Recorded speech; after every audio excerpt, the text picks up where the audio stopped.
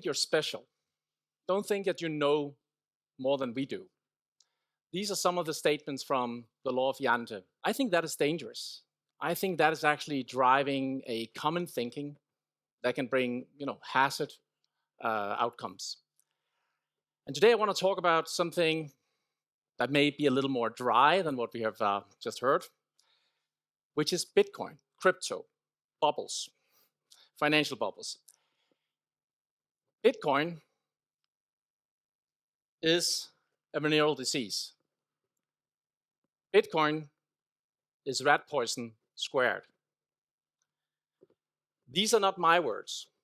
These are the words of Charlie Munger and Warren Buffett, two of the most prominent investors this world has ever seen, most successful investors, 5 million% in returns over their investment careers, speaks for itself, when the stock market has delivered around 7,000%.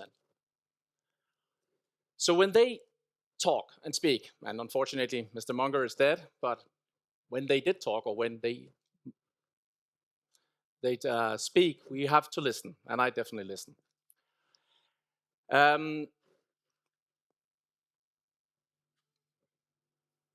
So the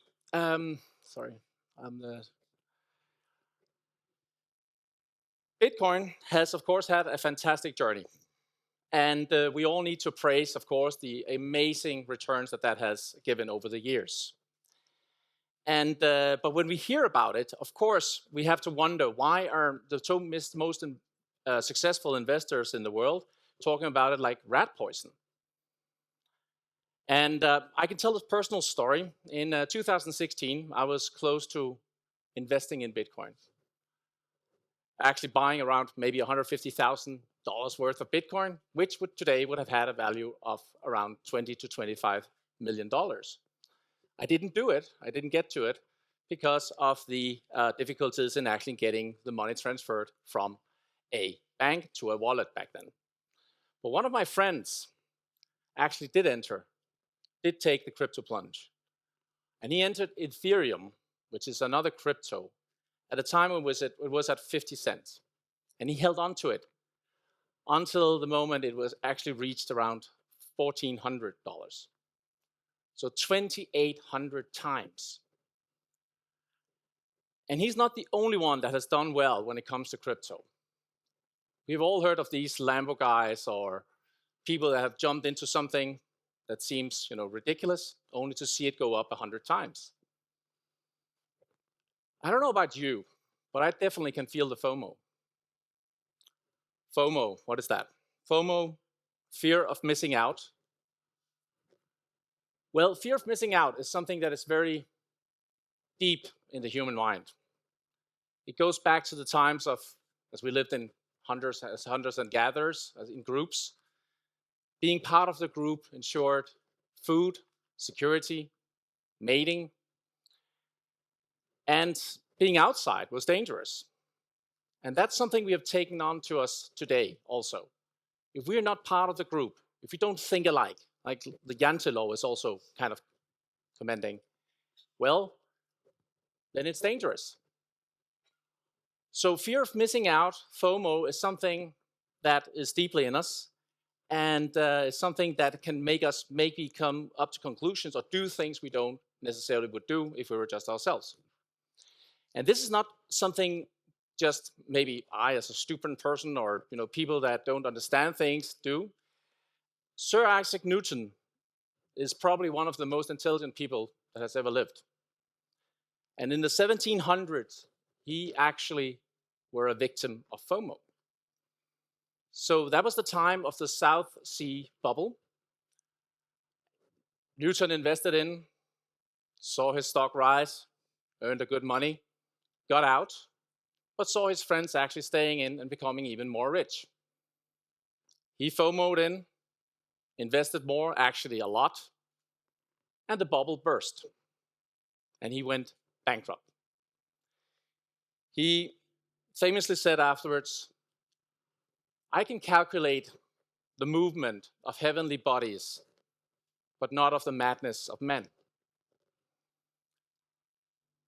So FOMO can make us do things we don't want, that can be against what we actually, what is good for us. And that is actually also very visible, that crowd dynamics that is a part of when we talk about what is called the smoked room experiment. This is an experiment from the 1968, where a group of applicants to a job are invited into a room. 8 of the 9 applicants are actors.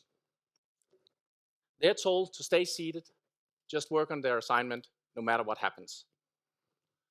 One person is a real applicant. All of a sudden, while they do their application, smoke comes through the door. When there are other people, the other 8 actors are in the room, 90% of the time, people stay seated and do not report on the smoke, on the potential hazardous event that is unfolding. But when that person, the applicant, is alone, 75% of them got up and actually reported on the smoke. So crowd dynamics is something that changes the way we think. And that is what actually also is part of why we see financial bubble developing. If we look at financial bubbles, then we saw one of the largest financial bubbles back in the 1630s, which was called the tulip mania. It was at a time where the tulip had been introduced from the Ottoman Empire, and for some reason, it became the center of attention. People started buying it, a market rose up, and people kept buying this tulip, or the tulips, not because of its utility, but because they thought they could sell it off the next day to earn money. The bubble burst, and a lot of people lost a lot of money. At the peak of that hype, of that mania, and that's just to explain how mad it can become, one tulip bulb had the price of a house at that time. Then we can fast forward to the 1840s, Britain. And this was at a time where a fantastic technology came out. Steam engine, the locomotive, promised to change the world, and it certainly did. But the thing was, everybody thought that this is now changing ways also we'll earn money, and everybody FOMO'd in. Thousands of companies rose up, were established. People thought this is a cannot lose opportunity. And again, we saw how a bubble burst and a lot of people actually lost money. And this was still because even though there was a really fantastic technology that changed the world. We can then fast forward to the roaring 20s and try imagine that was at the time where we had just seen the end of the First World War. We saw the electrification, we saw the technology of a car, we saw radio coming out. Try imagine sitting there in your silent home, all of a sudden you can turn on the radio and you can hear people speaking to you. That was quite something. Turning on the light, getting yourself into the car and driving instead of having horses. Now, we think we have seen technology, a leap in technology. Well, I can tell you that was special. And what happened then? Again, we saw people FOMOing into it, because this is, of course, a new world. This is a new time. Forget about the old world. And a massive bubble unfolded.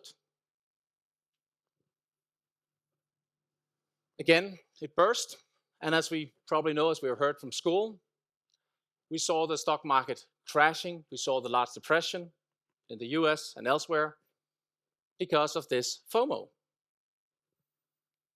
And then we can fast forward to something we may be able to remember, at least some of us with a little more gray hair. So that was the dot-com bubble. And this was at a time where another new technology came out, just like the steam engine and the radio, and now we had the internet. And everybody again FOMO'd in. What's not to like? Fantastic opportunity. The world is new. New economy, they called it. And it's not no longer about how much you earn, it's about how much you spend on marketing. And there were fantastic support to this. Wall Street were all behind it. Media were all behind it. There were media darlings like Webvan and Pets.com.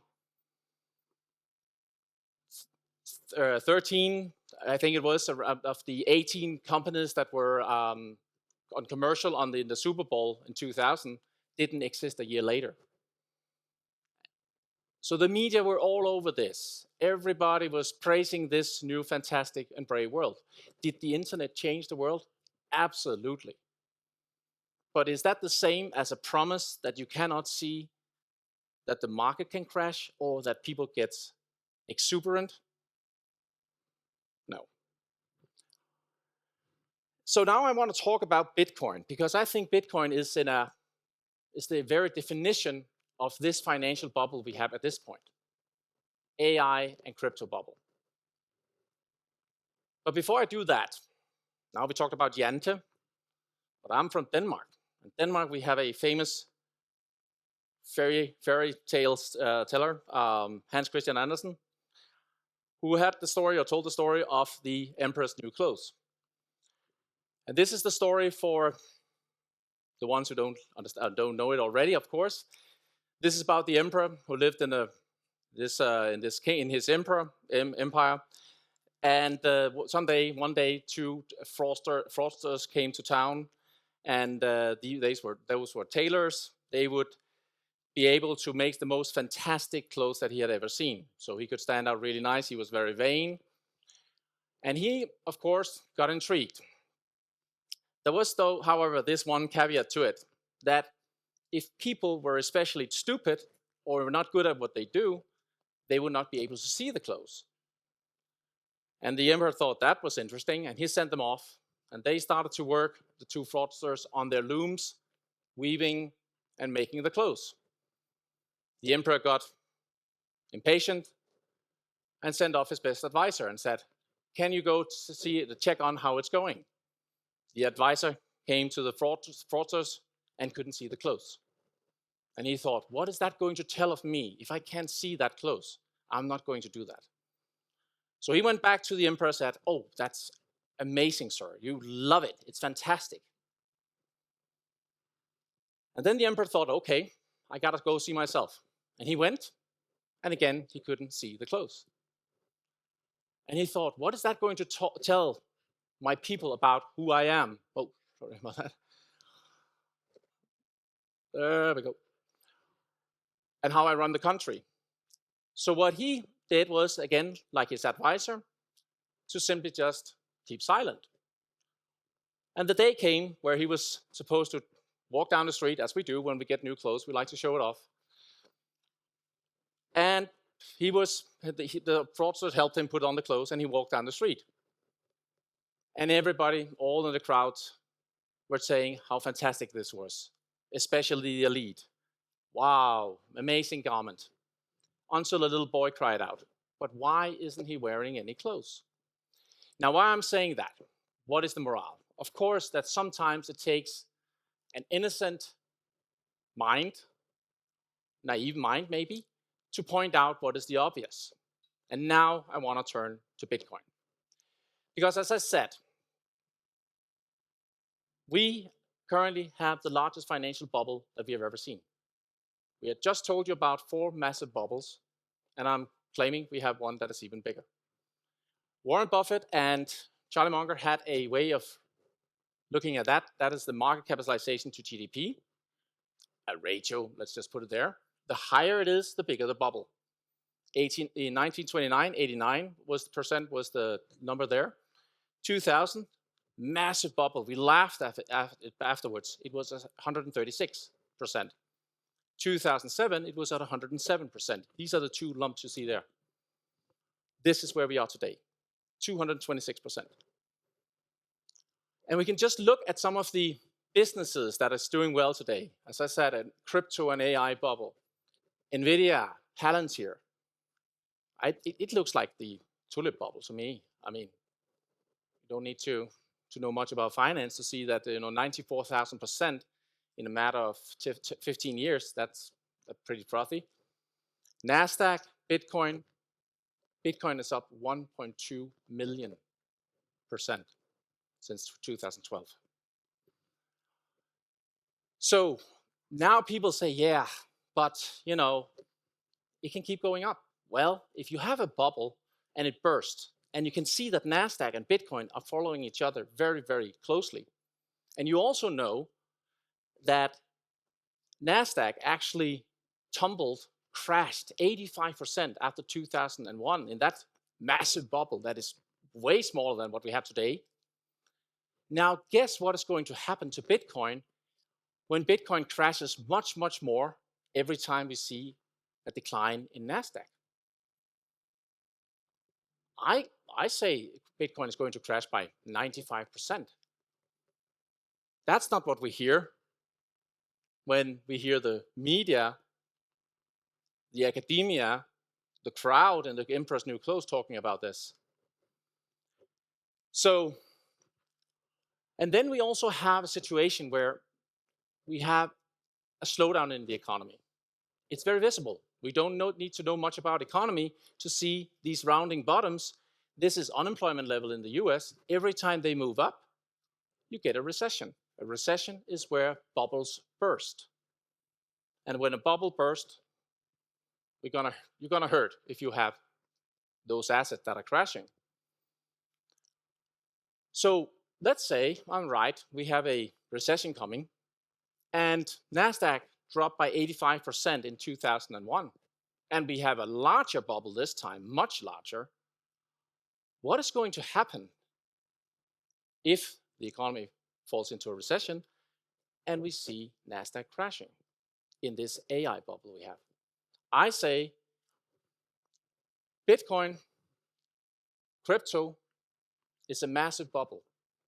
It doesn't take away that there is a technology, just like in the locomotive, steam engine, and also what we saw with the radio and so on, but it's not the same as guaranteed returns.